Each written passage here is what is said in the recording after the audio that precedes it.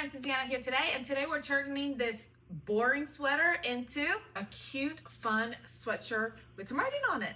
Look how cute this is. I'm gonna show you just exactly what steps you need to take to achieve this. Super quick and simple. I love it. Let's do it together.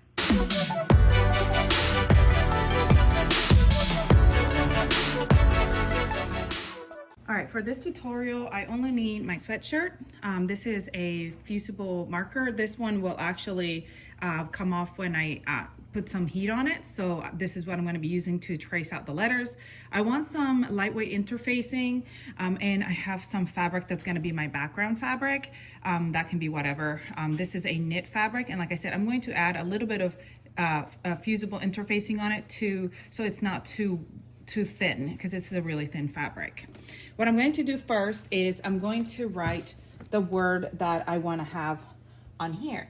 I am actually going to be using my projector. I'm going to project a word right onto the front of my bodice, and then I'm going to trace it out with a marker. If you don't have a projector, you can use any bubbled letters, or you can, just write them yourself, or however you want to. All right, I think this is what I want to write on it, and I think it's pretty even now. My projector is a little crooked because it's just the way it's projecting. It's a little crooked, so that's why I have my sweater a little bit crooked. I think I kind of measured it, and I think that's the right size. You want letters that are going to be kind of big like this, because you're going to be able to see the fabric underneath, and that is the point. So I just found these letters. I actually used my Canva app, and I found these letters, and I did the writing on it. I put this line here just so I could see, where the straight line is, so I could measure and make sure that is right on my sweatshirt.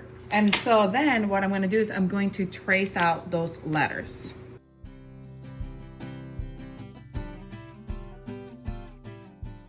All right, it is traced out. And one thing I didn't think about it, because you can do this, with sewing it on, you can do it either with your sewing machine or hand stitching. One thing I didn't think about is the fact that if I'm doing it with my sewing machine, which I plan to, the curved letters are gonna be a little bit harder for me to do because I'm free-handed it on the sewing machine. So if you have a hard time on your sewing machine keeping up with the rounded, I would find letters that are more square, because that will be a lot easier to sew on your sewing machine. But again, you can do this with hand. You can stitch it by hand.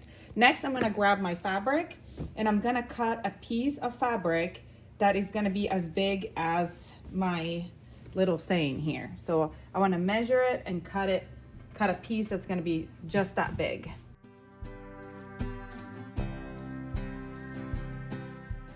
And then I'm going to use some lightweight interfacing and iron on some lightweight interfacing to the wrong side of this fabric.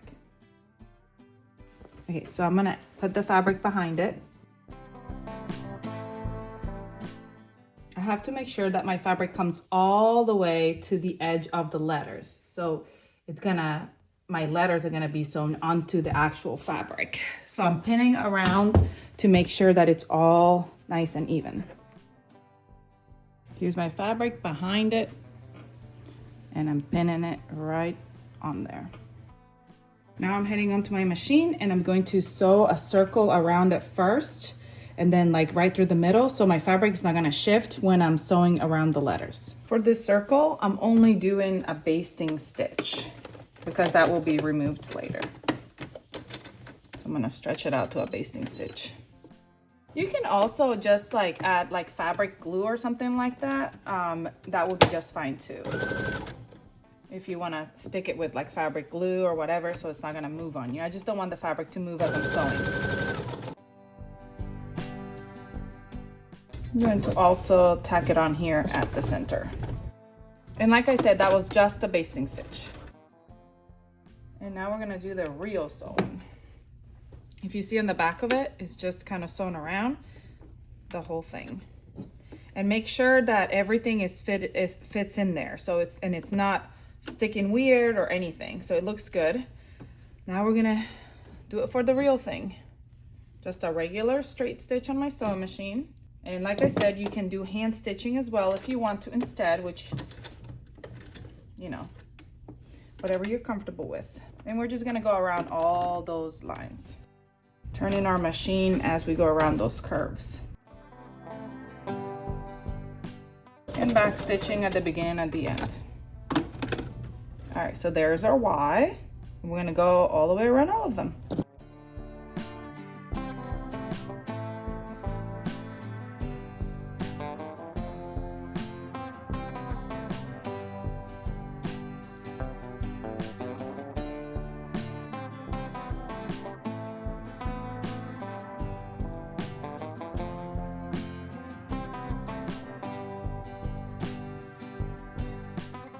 Hey, make sure you take your time around these and turn it like by stopping and turning the needle. Don't turn, like lifting up the foot and turning. Don't just try to turn it all because it'll wonk up your stitch. So you want to make sure that you're going nicely and slowly. And I'm back stitching here at the beginning and at the end. See how it's coming along so nicely?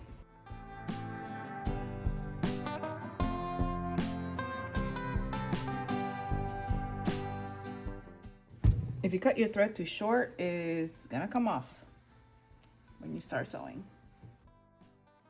All right, I'm gonna finish up, put up more new bobbin thread and finish up just like I did the ones that I already did. I'm gonna show you in the back. So you see this top ones, this ones, I'm taking my time and going around. Right here, I tried to turn as I was going and it messed up my stitch. So I wanted to show you that because, and then here I ripped my interfacing, but that's okay. So when I steam it again, I'll make sure that it looks good. But I'm gonna go back and redo some of this because I was trying to turn my machine at the same time that I was sewing and my machine was just not having it. So make sure that you take care of that because this will come unraveled and it'll mess up your whole project. But once I realized that, look at how nice these are. Just take your time and actually lift up the foot and turn with the machine instead of trying to turn your needle as you go.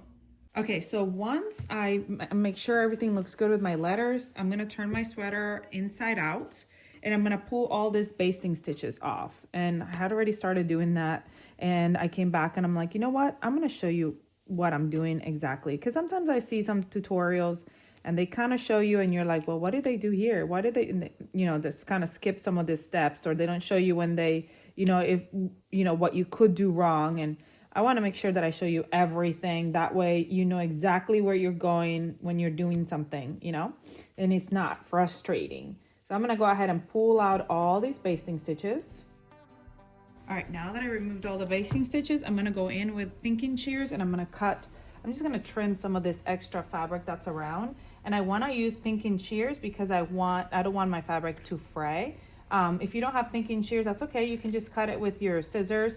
And then you could either do like a zigzag stitch around the edges, or you could do like put some fray check on it or something like that, so it's just not gonna fray. That's the only thing I'm kind of worried about it. But that's another reason why I use the interfacing, because I feel like that helps it a little bit.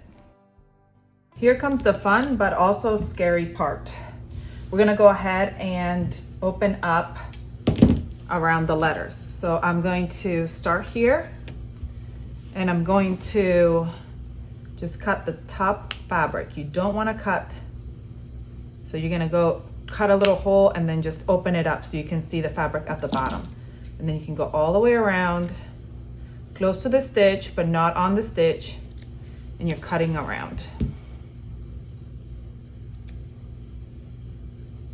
Now the good thing is this is a woven fabric, a knit fabric, so it's not gonna fray on you.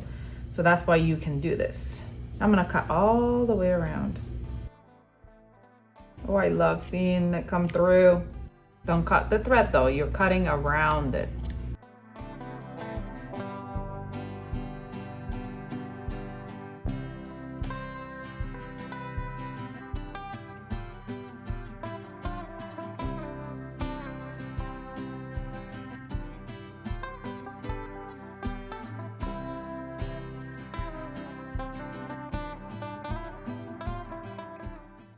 If you wanted to leave the little circle like that, you could leave it like that. I'm not really sure which way I like it better. I do like it like that as well. But since I already did that to that one, I'm just gonna do it to this one as well. Comment below in the comments and let me know what you would have done. Left it or cut it like I did. Woo, so cute, all done. Let me try it on. All right, friends, we are finished. I think this turned out adorable. I love the letters.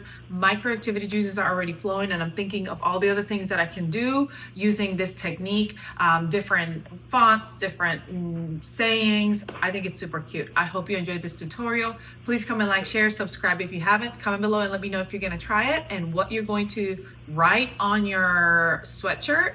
I hope you have a great rest of your day, and I'll see you all next time. Bye.